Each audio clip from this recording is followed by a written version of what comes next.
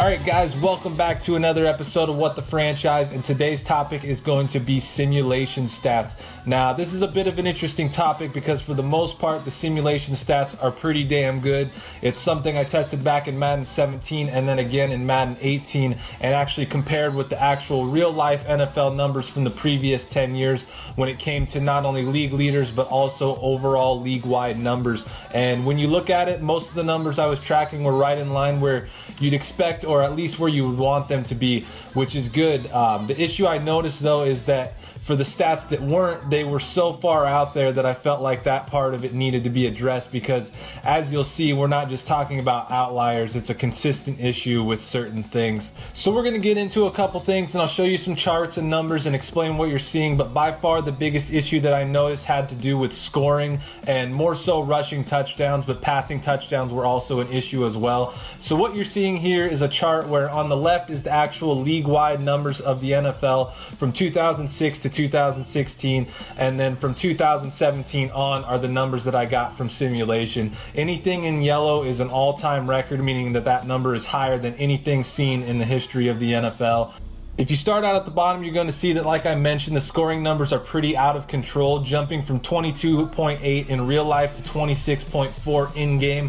Might not seem like a huge jump, but when you factor in that it's considering every single game from the NFL season, it's a pretty significant jump, it's something I've also always noticed just when looking at scores within my CFMs. You'll see a lot of 40s to 30s games, and they're not uncommon. And the scores just in general tend to lean towards that higher side.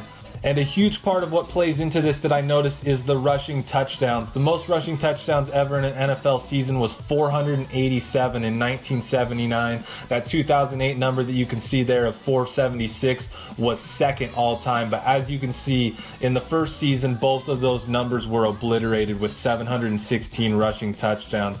And it wasn't just an outlier either. As you can see, that each season after that outpaced the current record by about 200 touchdowns regularly. This is something that with a progression system like XP can greatly change things and affect how things play out over time. And when you go through the individual teams or the overall leaders, you'll see situations like this where a guy like Sproles only had 165 carries but also had 18 touchdowns. Or if you look a little bit below him, you'll see Samaje Perine with 15 touchdowns on low carries as well. And pretty much every team has at least one guy with 10 plus TDs, and there's a lot of them that have 2 as well.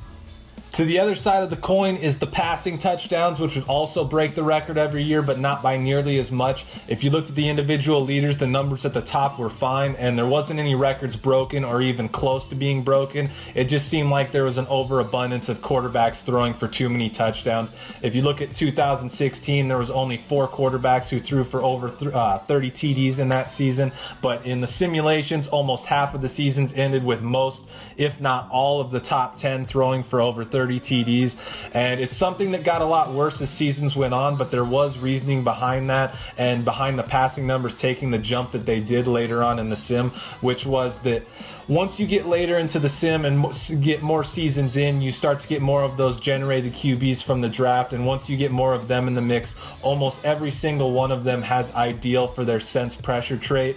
Once I got 10 years in, I think 30 of the 32 starters had ideal for their sense pressure trait, and what that does is just destroys the sack totals.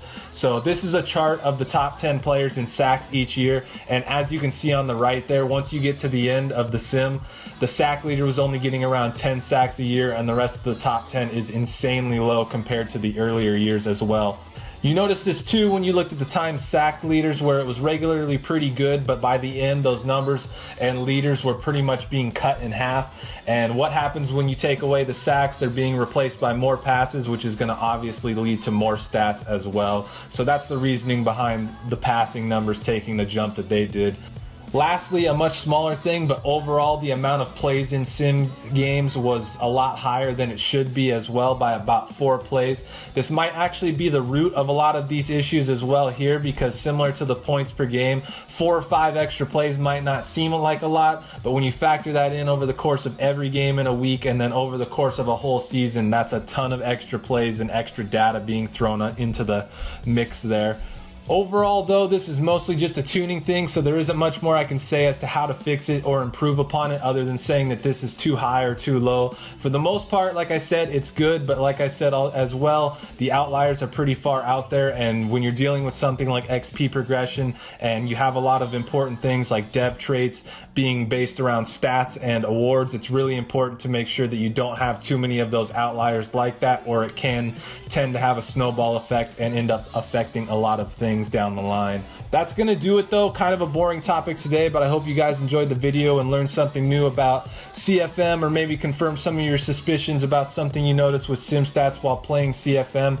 Let me know if you guys have noticed any oddities in sim stats as well. My next video will be another Beyond the Blueprint on improving the player card, but that's gonna do it for this one, and until next time, thanks for watching.